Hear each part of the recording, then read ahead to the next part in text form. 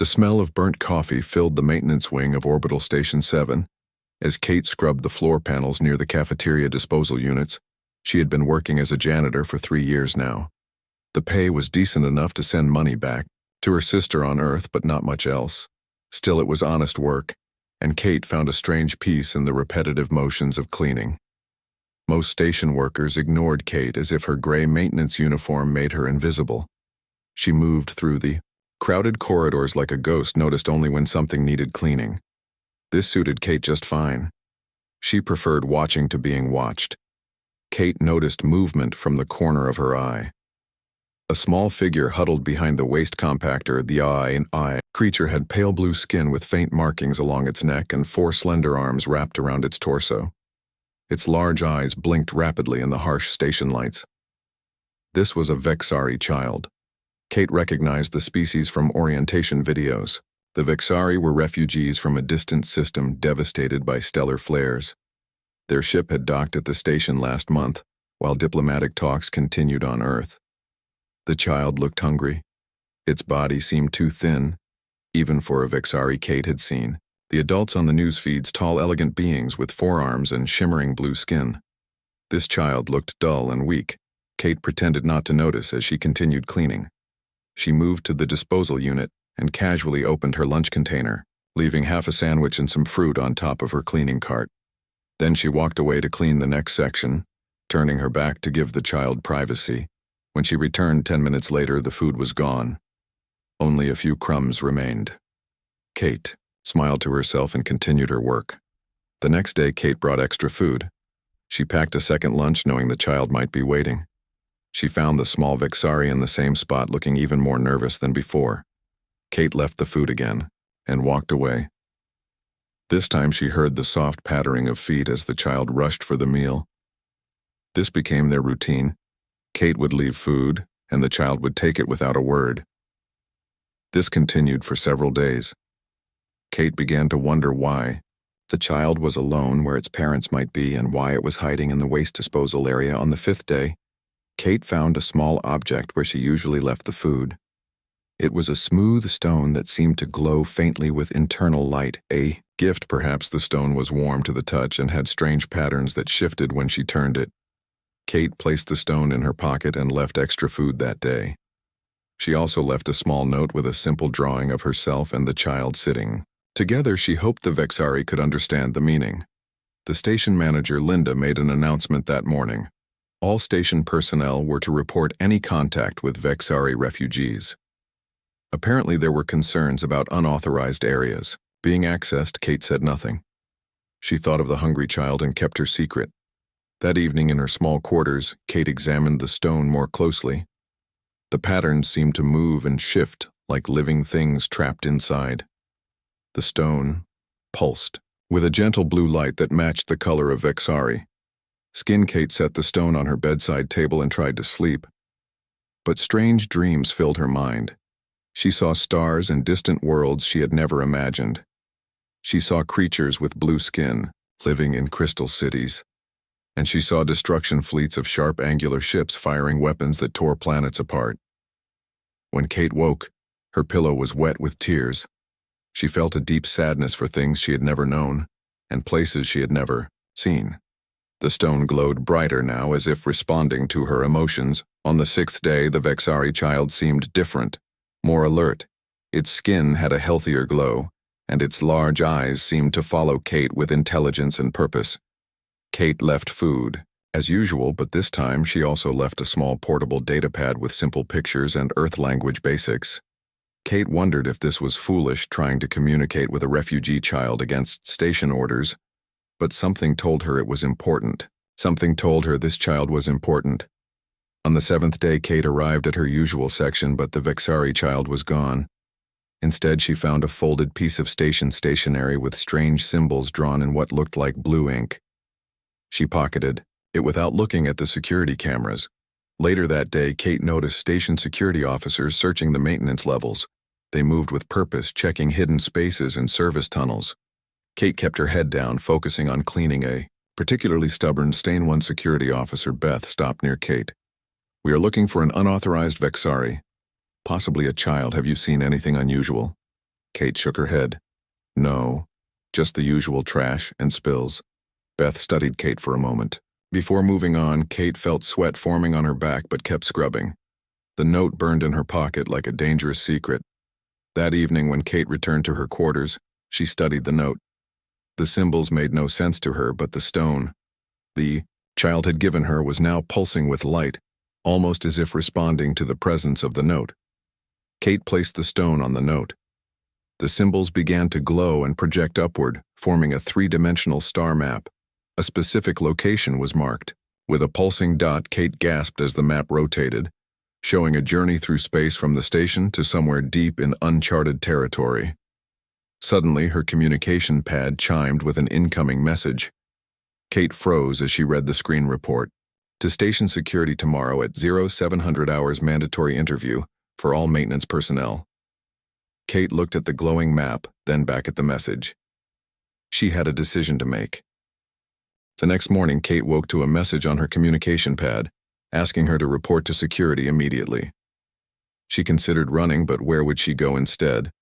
She showered, dressed, and headed to the security office. Her heart pounded as she walked the familiar corridors. Everything looked different now, as if she was seeing the station for the last time. She touched the stone in her pocket for comfort. It felt warm against her fingers. As the door slid open, Kate saw 4 Vexari adults, standing with the station security chief, Olivia. The tallest Vexari stepped forward. Its blue skin shimmered with intricate patterns Kate had never seen on the news feeds. These were not ordinary refugees. Through a translation device, she heard, "We need your help, human. The child you fed is the last royal heir of our world. Our enemies search for her. The information she gave you must reach our fleet." Kate looked at the security chief. Olivia nodded gravely. "The Vexari have offered us technology, beyond our understanding, in exchange for safe passage for their people. Their enemies have infiltrated Earth governments. We need someone unimportant, someone overlooked to deliver this information." Olivia continued, "Someone like a station janitor, someone who would attract no attention, someone who has already shown kindness to a Vexari child." Kate thought about her simple life, her cleaning cart, her tiny quarters, and the hungry child with 4 thin arms. She thought about the glowing map and her strange dreams of crystal cities. "When do we leave?" she asked. The shortest Vexari, a female with delicate features, approached Kate. "We have little time. The child Nima trusted you with our most valuable secret. You alone showed kindness when others turned away." The female Vexari took Kate's hand with one of her 4 arms. "I am Kira, mother to Nima. We will protect you as you protected our child." Kate felt a sudden dizziness as the stone in her pocket pulsed in response to Kira's touch. The Vexari woman stepped back, her large eyes widening. "She bears the royal stone Nima has chosen." Well, Olivia explained quickly. "The station will report you missing after a maintenance accident. We have 3 hours before questions are asked. A small transport is waiting in the emergency dock bay." For Kate thought of her sister back on Earth. Lisa would worry Kate had never missed their weekly calls. But this was bigger than family, bigger than her small life on the station. The map in her quarters had shown her worlds beyond imagination. "I need to gather my things," Kate said. Olivia shook her head. "No time and nothing traceable. Anything you take might lead them to you." 3 hours later, Kate sat aboard a small transport vessel with 2 Vexari guards. The stone hummed in her pocket as they cleared the station shields. Her ordinary life left far behind. She gazed at the stars through the viewport as the ship accelerated. The Vexari navigator, Mira, turned to Kate. "The child spoke of your kindness. When all others ignored her suffering, simple acts can alter the course of worlds." Kate watched as the stars blurred into streaks of light. Their small ship heading toward the coordinates of the hidden Vexari fleet, where a janitor from Earth would help determine the fate of 2 species. The ship was small but comfortable, designed for long journeys through space. Kate had her own small cabin with a view of the stars. The Vexari treated her with a respect she had never experienced before. Not as a janitor, but as something important, Mira explained as they traveled the Vexari conflict. The enemies they fled were called the Drakari, a species that lived for conquest. Their ships hunted Vexari refugees across the stars, destroying all they found. The royal family carried genetic memories of ancient defense systems that could protect their people. Nima was the last carrier of these memories. Kate thought of the small child hiding behind the waste compactor. So much responsibility for her. When so young, the stone grew warmer in Kate's pocket. She took it out and was surprised to see the patterns had changed. They now resembled the star patterns visible through her viewport. Mira gasped when she saw the stone. It responds to you. This has never happened with a human before. The royal stones are bound to Vexari biology. Kate held the warm stone in her palm. What does it mean? Mira shook her head. I do not know. But Nima must have sensed something special in you. Something beyond ordinary, human limits. On the fourth day of their journey, alarms blared throughout the ship. Kate was thrown from her bed as the ship changed course violently. She stumbled into the corridor where Mira was shouting orders. Drakari scout ship. Mira explained, as she pulled Kate toward the bridge. They have found us. The ship shuddered as something struck its shields. Kate watched on the main display as a black angular vessel pursued them, firing weapons that left burning trails across space. The Vexari pilot. Tala worked frantically at the controls. We cannot outrun them. Our only hope is to reach the asteroid field ahead. Their larger ship will struggle to follow. Kate clutched the control panel as the ship dove and spun, avoiding the Drakari weapons. The stone in her pocket burned hot against her leg.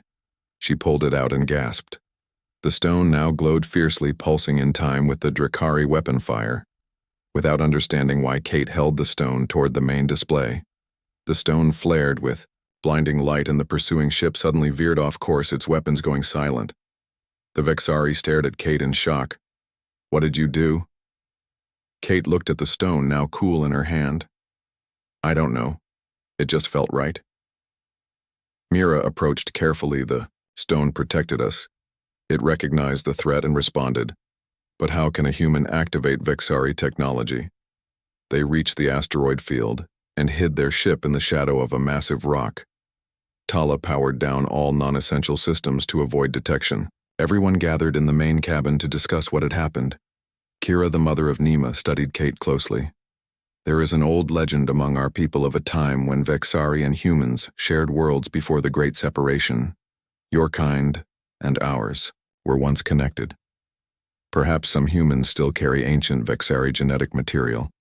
Kate thought this sounded impossible. But after what she'd seen with the stone, she wasn't sure what to believe. Kira continued. The royal stones respond only to those with royal blood, or to those the stones themselves choose as worthy. The stone Nima gave you has chosen you. Kate looked at the smooth object in her palm. It seemed ordinary now. Its light dimmed to a faint glow. Why me? I'm nobody, just a station. Janitor. Mira smiled softly. Sometimes the universe needs heroes. Sometimes it needs someone who notices a hungry child. The ship remained hidden in the asteroid field for 2 days. Systems powered down while they waited for the Drakari scout to leave. The area Kate used this time to learn more about the Vexari, their culture and the royal family Nima belonged to.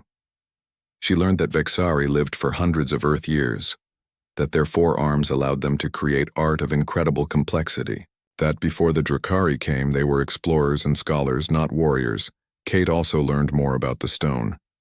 It was called a Kelshar, an ancient artifact that stored knowledge and could manipulate energy when wielded by someone with the right genetic makeup. The stone contained coordinates to the hidden Vexari fleet, but would only reveal them when it reached a safe location. On the 3rd day in the asteroid field, Tala detected the Drakari ship leaving the area. We can continue our journey, she announced. But we must be cautious. They will have alerted others, as they prepared to leave their hiding place. Kate felt the stone grow warm again. She held it up and watched as new patterns formed inside. It's showing us a different route. Kate said, somehow knowing this was true, a safer path to the fleet. The Vexari looked at her with new respect.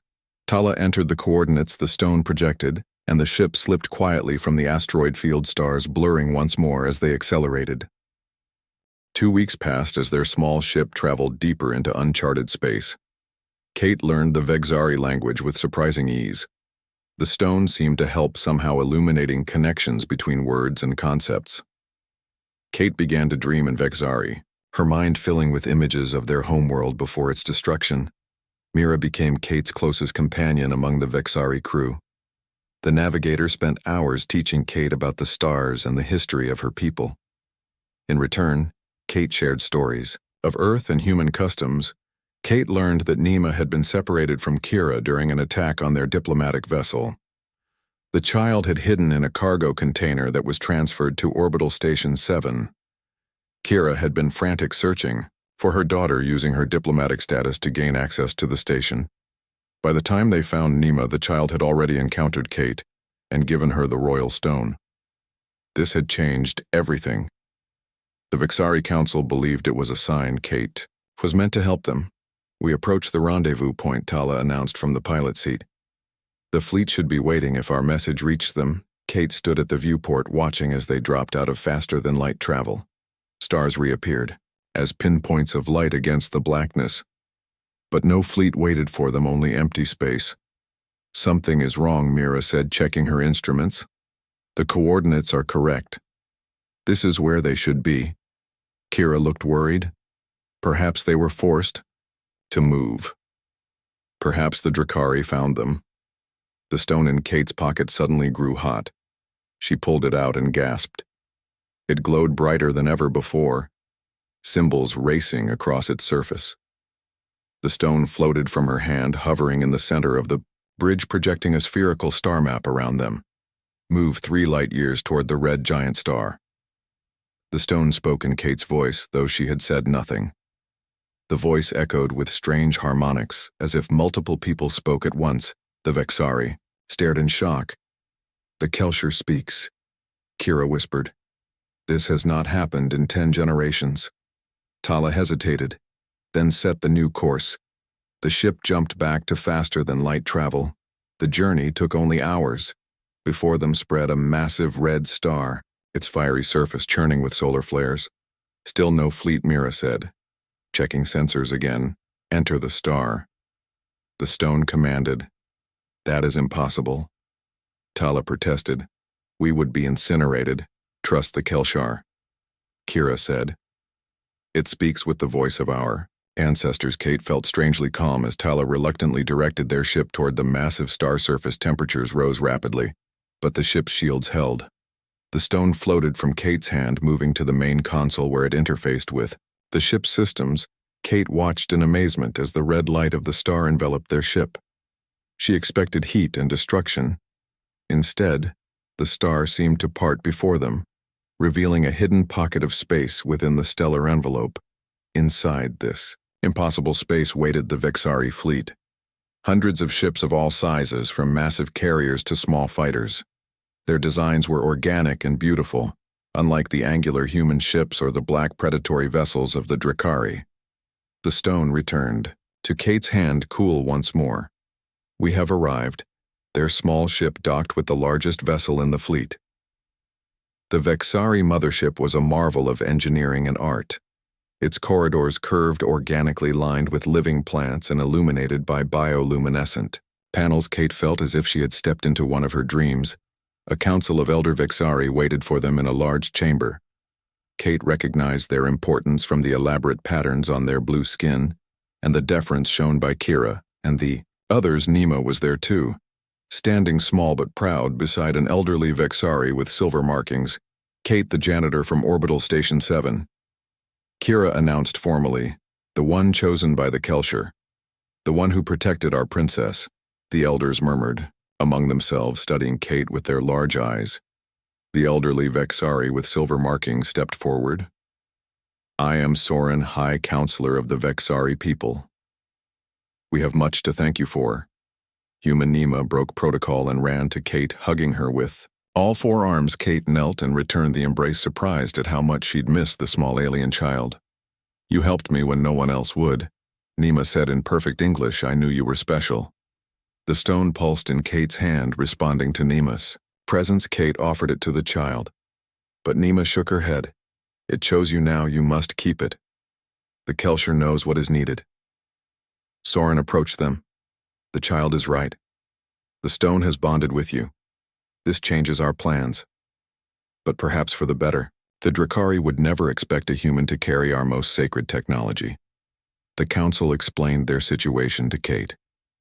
The Vexari fleet had been hiding within the red giant star for months, using ancient technology to create the pocket of habitable space. The Drakari hunted them relentlessly, seeking the royal family and the genetic memories they carried. The genetic memories contained information about defense systems created by ancient Vexari technologies that could protect them against the Ayu Drakari. The knowledge was split among the royal family for safety. Each member carried only part of the whole. Nima carried the final piece, the location of the ancient homeworld where the defense system waited. But now we face a problem, Soren explained. The Drakari have blockaded the gateway system that leads to the ancient homeworld. We cannot break through without revealing our full fleet, which would leave our civilians vulnerable. Kate listened carefully, studying the star maps they showed her. The ancient homeworld orbited a yellow star much like Earth's sun. The Drakari had placed automated defense platforms throughout the system. Scanning for Vexari biosignatures, could a human ship pass through? Nima asked the question that had clearly been discussed before Kate's arrival. The Drakari do not watch for humans. Soren nodded, but how would a human ship reach the gateway? The humans of Earth do not have faster-than-light technology. Advanced enough for such a journey, Kate felt the stone. Warm in her hand, she looked down to see it projecting a small image of a human transport ship, modified with Vexari technology, a hybrid vessel that would read as human to Drakari sensors. The council fell silent as they observed the projection. Kate realized they had been waiting for this. The stone had shown them the solution. We have a decommissioned human transport vessel, Mira explained. We captured it from pirates who attacked our refugee ships. We could modify it with our technology while maintaining its human appearance, but who would pilot such a vessel, Soren asked. The Drakari would detect Vexari life signs. All eyes turned to Kate. I can't pilot a spaceship. Kate protested. I'm a janitor, not a pilot. Nima took Kate's hand with two of her small blue arms. The Kelcher will guide you. It chose you for this purpose. Kate thought of her life on the station. The endless cleaning, the invisibility, the monotony. Could she really pilot a ship to an alien homeworld and help activate an ancient defense system? It seemed impossible, and yet the stone had chosen her. Nima had trusted her. The Vexari needed her. The stone grew warm again, projecting images into Kate's mind. She saw herself at the controls of the hybrid ship navigating through Drakari defenses. She saw the ancient homeworld, a beautiful blue-green planet. She saw herself standing before a massive structure that hummed with power. I will try, Kate said finally. The Vexari Council approved the plan. Work began immediately to modify the human transport ship. Kate underwent intensive training with Vexari pilots. The stone helped accelerating her learning with direct knowledge transfers. Kate discovered she could absorb complex information in hours, rather than weeks, when not training. Kate spent time with Nima learning more about Vexari culture. The child showed remarkable resilience despite all she had endured. Kate found herself growing attached to the small blue alien who had changed her life so completely. 2 weeks later, the modified ship was ready. It looked like a standard human transport on the outside but contained advanced Vexari technology within. The weapons were disguised as sensor arrays. The faster-than-light drive was hidden within what appeared to be cargo containers. Kate stood in the docking bay, looking at the ship that would carry her through Drakari territory. Mira would accompany her as advisor, but would remain in a stasis pod to avoid detection by Drakari bioscanners Nima had provided. A data crystal containing her portion of the genetic memories. The stone would guide Kate to the activation site.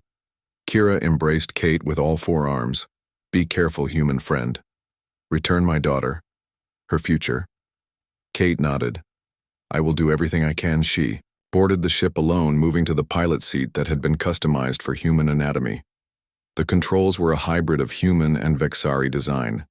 The stone would interface with the ship systems, helping Kate navigate as the ship detached from The mothership, Kate watched the Vexari fleet grow smaller behind her.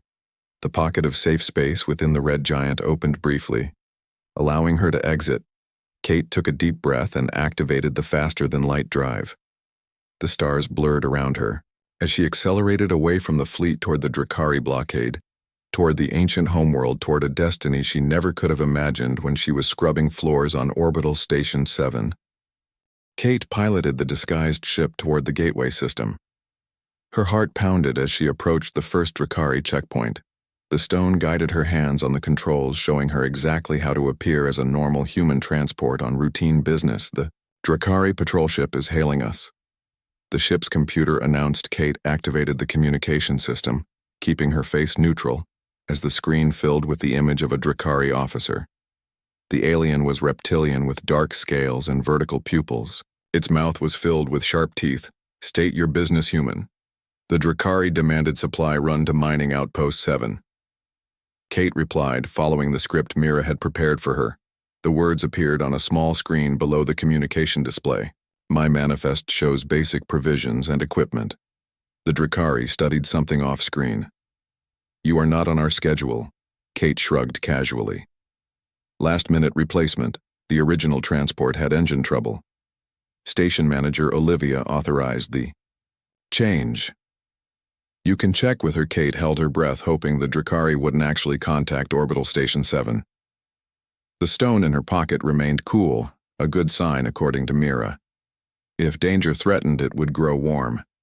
The Drakari seemed to lose interest. Proceed, human, but know that you are being tracked. Any deviation from your course to the mining outpost will result in immediate destruction. The screen went dark, and Kate exhaled slowly. She navigated past the patrol ship, maintaining a steady speed. The Drakari vessel didn't follow, but she knew they were watching. Once clear of the checkpoint, Kate activated the cloaking technology hidden within the ship. The Drakari would see her continuing toward the mining outpost, while she actually changed course toward the gateway. The stone grew warmer, guiding her hands on the controls. The ship responded to her touch almost as if it were alive. Kate had never experienced anything like it. During her training, the Vexari pilots had been impressed by how quickly she bonded with the vessels. The gateway system was heavily guarded. Drakari battleships patrolled near the jump point that would lead to the ancient homeworld. Kate kept the ship cloaked, moving slowly to avoid detection. The stone showed her paths between sensor nets, gaps in the Drakari defense grid. A massive space station orbited near the jump point. The Drakari command center for the blockade. Kate needed to pass within detection range to reach the jump point. Even with cloaking technology, it would be dangerous. The stone projected a new course through her mind, one that would take her dangerously close to a nearby gas giant. The radiation from the planet would mask her ship's energy signature, but would also strain the shields. Kate adjusted course, diving toward the swirling clouds of the gas giant. The ship shuddered as it entered the upper atmosphere. Warning lights flashed across the control panel, but Kate continued trusting the stone radiation, levels exceeding safety parameters. The computer warned. Kate ignored the warning, pushing the ship deeper into the gas giant's atmosphere. The stone grew hot in her pocket, almost burning her through the fabric. She followed its guidance, navigating through storms that could tear the ship apart. The Drakari would never expect a ship to use this approach, too dangerous, too reckless. But Kate had nothing to lose. She thought of Nima and Kira, of the Vexari fleet hiding in the red giant of her own simple life left behind. She pushed onward. The ship emerged from the gas giant atmosphere on the far side, now positioned perfectly to approach the jump point. The Drakari station was visible in the distance, its sensors facing away, monitoring the expected approach vectors. The stone guided Kate through the final approach. The jump point appeared as a subtle distortion in space, a ripple in the fabric of reality. The ancient Vexari had created a network of these points connecting distant systems, long before humans had mastered fire. Kate aligned the ship and activated the jump drive. The stars blurred, then vanished, replaced by a swirling tunnel of light. The ship accelerated beyond normal space, sliding through a dimension where distance had no meaning. The jump lasted only moments. When normal space returned, Kate gasped at the view before her. A beautiful planet hung in space. Blue oceans and green land masses swirled with white clouds. It looked remarkably like Earth, but with two small moons orbiting close by, the ancient Vexari homeworld Vexara Prime. According to Mira, no Vexari had set foot on this world in 1,000 years after they fled. The first Drakari invasion. Kate checked the sensors. No Drakari ships patrolled here. They believed the world dead and abandoned. The stone projected coordinates onto the navigation display, guiding Kate to a landing site in the northern hemisphere. The ship entered the atmosphere smoothly. Breaking through clouds, Kate saw an endless forest stretching to the horizon. Trees with purple leaves reached toward the sky. Ancient ruins peeked through the canopy. Stone structures reclaimed by nature. The landing site was a circular clearing perfectly maintained despite the centuries of abandonment. Kate set the ship down gently and checked the external sensors. The air was breathable for humans, slightly higher in oxygen than Earth. Normal gravity compatible with human physiology. Kate went to the stasis pod where Mira slept. The Vexari navigator would not be able to accompany her to the surface. The Drakari had left automated defenses that would detect Vexari biosignatures. Kate placed the stone and Nima's data crystal in a secure pouch and prepared to disembark. The ship's ramp lowered, revealing the alien forest. The air smelled sweet with unfamiliar flowers. Kate took her first steps onto the ancient homeworld, feeling the soft ground beneath her boots. Birds, or something like them called in the distance. Their songs were complex, almost like language. The stone grew warm, directing Kate toward a path that led into the forest. The ground was paved with stone still visible despite centuries of neglect. Kate followed the path deeper into the alien woods. After an hour of walking, Kate reached another clearing. In its center stood a massive stone structure, a pyramid with smooth sides that reflected the sunlight like metal. The structure hummed with power. Kate could feel the vibrations through her feet. The entrance was sealed with a door that bore the same symbols Kate had seen in the stone. The door had no visible handle or control panel. Kate approached cautiously. The stone in her pouch grew hot, almost burning through the fabric. Kate removed the stone and held it toward the door. The symbols on both the stone and the door began to glow with blue light. The massive door slid open, silently revealing a dark corridor that led deep underground. Kate hesitated at the threshold. The Vexari had explained that she would need to reach the central chamber and insert both the stone and the data crystal into the ancient defense system. The combined genetic memories would activate defenses that would drive the Drakari from Vexari space permanently. But, standing before the alien structure, Kate felt very small and very human. She was a janitor from Earth, not a hero. Who was she to activate ancient alien technology that could change the fate of two species? The stone pulsed in her hand as if responding. To her doubts, Kate thought of Nima, the child who had trusted her with everything she thought of the Vexari, hiding in the red giant, their last hope resting with her. She stepped through the doorway into darkness. The corridor lit up as she entered. Bioluminescent panels activated along the walls and ceiling. The technology still functioned after 1,000 years. Kate followed the corridor downward. The air grew cooler. The humming grew louder. The central chamber was massive. A circular room, with a domed ceiling that displayed a moving map of the galaxy. Pillars of crystal lined the walls, each containing what looked like a sleeping Vexari, their bodies perfectly preserved. The Guardians, Mira had explained, ancient Vexari who volunteered to have their consciousness preserved within the defense system. They would guide the weapons targeting Drakari ships while avoiding civilian casualties. In the center of the room stood a pedestal with two depressions, one shaped to hold the stone, the other designed for the data crystal. Kate approached slowly. The stone pulled toward the pedestal, drawn by forces she couldn't understand. As Kate reached the center of the room, the floor suddenly illuminated. Symbols appeared, spreading outward. In concentric circles, a holographic figure materialized before her. A Vexari elder wearing ancient robes who comes to the heart of Vexara, the figure asked. Its voice echoed throughout the chamber. Kate swallowed nervously. My name is Kate. I come on Behalf of the Vexari people, I bring the Kelshar and the final genetic key. The hologram studied her. You are human. How comes a human to possess our most sacred artifacts? Kate explained about Nima, about the fleet hiding in the Red Giant, about the Drakari blockade. The hologram listened silently, its expression unreadable. The Kelshar chose you, the hologram said finally. This has never happened before. A human bonded with Vexari technology. You must have something special within you. Something our ancestors recognized. The stone grew warm in Kate's hand, almost eager. It pulled toward the pedestal with increasing force. Place the artifacts, the hologram instructed.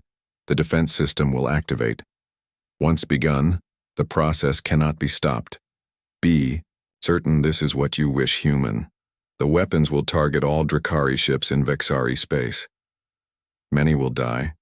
Kate hesitated again. Was this her decision to make? Was it right to activate weapons that would kill thousands, even if they were enemies? 3 months passed on Vexara Prime. Kate remained at the ancient facility learning from the holographic guardian.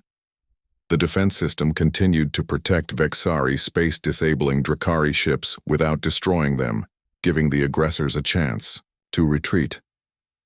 The Vexari fleet had emerged from hiding. Reclaiming their colonies, and rescue ships were sent to recover Kate. But she had asked for time. The ancient facility contained knowledge that fascinated her. Libraries of information about Vexari, history and technology. She found herself reluctant to leave.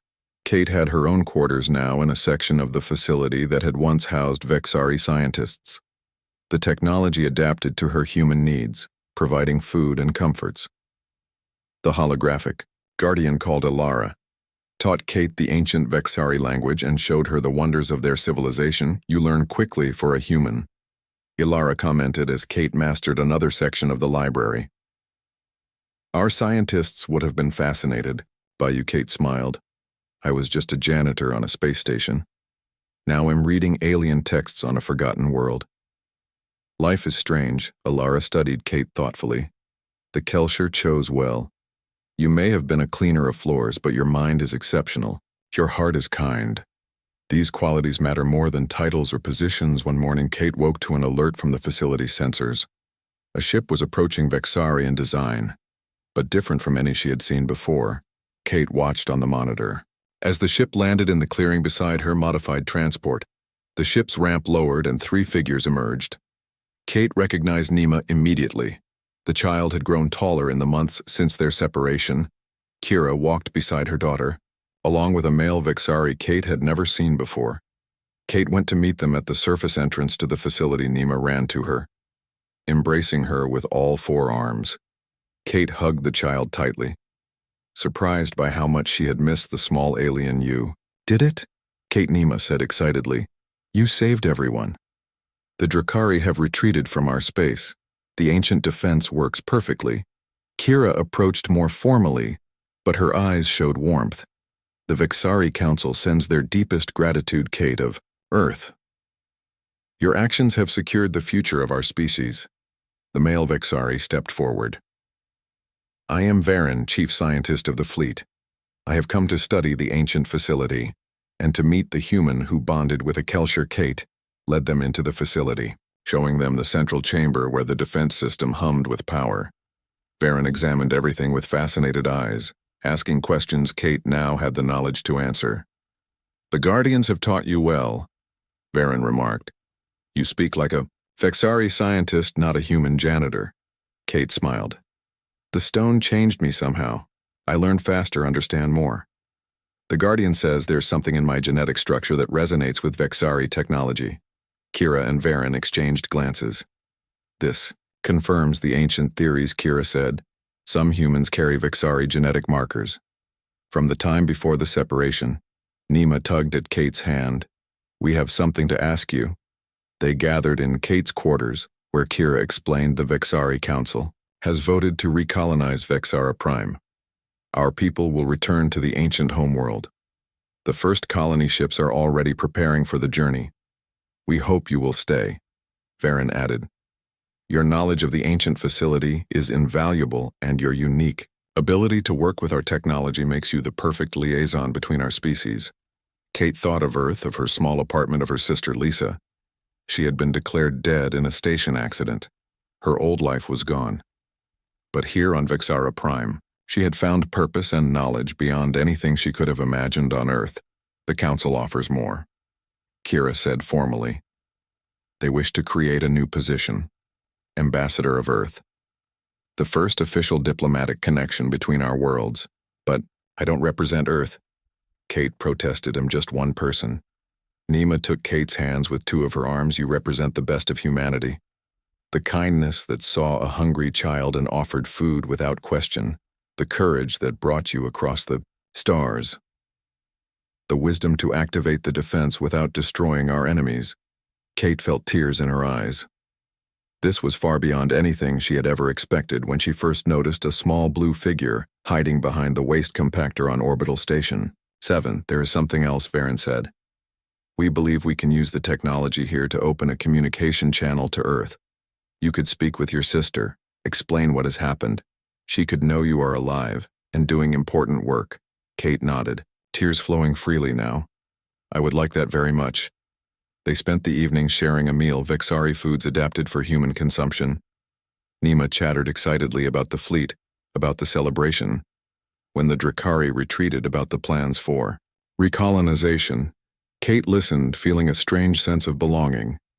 The next morning, Kate stood on the surface watching the sun rise over the purple forest. Birds sang in the trees. The air smelled sweet with alien flowers. In the distance, she could see the ancient ruins that would soon be restored. As Vexari returned to their original home, Kira joined her, admiring the view. The colonists ask if you will help plan the new settlement. Your understanding of both human and Vexari needs could create something unique. A true blending of our peoples. Kate nodded. I would be honored. Varen approached with a communication device. I have established contact with Earth. Your sister is waiting to speak with you. Kate took the device with trembling hands. Lisa. The screen showed her sister's face, shocked and tearful. Lisa stared at Kate as if seeing a ghost. They told me you were dead. What happened? Where are you? Kate smiled, looking around at the alien world that had become her home. It's a long story, Lisa. But I'm safe. I'm doing important work. And someday I hope you'll visit me here. In the months that followed, Kate watched as Vexari colonists arrived on Vexara Prime. New settlements grew around the ancient ruins. A spaceport was constructed with regular transport to and from the fleet. Several human scientists were invited to study the ancient facility under Kate's supervision. The first tentative diplomatic relations between Earth and the Vexari began. Kate retained her connection to the defense system. The new Kelshire that had formed from the merged stone and data crystal became part of her, a constant presence that enhanced her abilities and connected her to the Guardian system. Kate learned to use it to protect the growing colony from natural disasters, predicting weather patterns and seismic activity. Nima remained close to Kate. The child appointed herself Kate's official assistant, learning everything Kate would teach her about the ancient facility and Earth culture. They spent evenings under the twin moons telling stories and planning for the future. 1 year after Kate's arrival on Vexara Prime, a special ship landed at the colony. Lisa stepped onto alien soil, her eyes wide with wonder. Kate embraced her sister, crying with joy. The reunion had been carefully negotiated between Earth governments and the Vexari Council. Lisa would stay for 1 month as the first official Earth tourist to Vexara. Prime Kate showed her sister everything: the ancient facility, the growing colony. The beautiful alien forests. Lisa met Nima and Kira, developing an immediate fondness for the Vexari child. She watched in amazement as Kate demonstrated her connection to the Kelshire, commanding ancient technology, with a thought. You were always special, Kate, Lisa said as they watched the twin moons rise. But I never imagined you'd become an ambassador to aliens. Kate laughed softly. I was just a janitor who noticed a hungry child. Sometimes the smallest acts of kindness lead to the greatest adventures. The colony continued to grow, humans and Vexari working together, learning from each other. More Kelshur were discovered in the ancient facility, each stone choosing a specific person, some Vexari, some human. The bearers formed a council that guided the development of the colony. Nima grew taller, her royal markings becoming more pronounced. She spent hours with Kate, learning Earth customs and teaching Vexari traditions in return.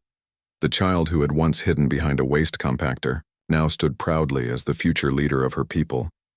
2 years after activating the defense system, Kate stood on a hilltop overlooking the colony. The settlement had grown into a small city. Ancient ruins, now restored, stood alongside new structures that blended. Vexari and human design ships arrived daily, bringing supplies and visitors from both worlds. Nima joined Kate on the hilltop, now tall enough that her head reached Kate's shoulder. "Do you ever miss your old life? Cleaning floors on the station?" Kate thought for a moment. "I miss the simplicity sometimes, but no, I don't regret anything. The universe led me exactly where I needed to be." Nima pointed to a transport ship landing at the spaceport. Another diplomatic mission from Earth, the president herself this time. Kate nodded, watching the ship descend from station janitor to alien ambassador. Who could have predicted such a journey? The Kelshur hummed at her side, projecting images of possible futures Kate had learned to interpret. These visions' challenges remained. The Drakari had not given up entirely. Some humans feared the Vexari alliance, but the path forward was clear. A joining of two species who complemented each other perfectly. "Sometimes the universe doesn't need heroes," Nima said, echoing Mira's words from long ago. "Sometimes it needs someone who notices a hungry child." Kate smiled at the young Vexari princess, "and sometimes the hungry child changes everything." Together they walked down the hill toward the landing ship. Toward the future they would build together, the janitor from Earth, and the alien child who had seen something special in her. Something worth saving. Something worth changing the fate of worlds.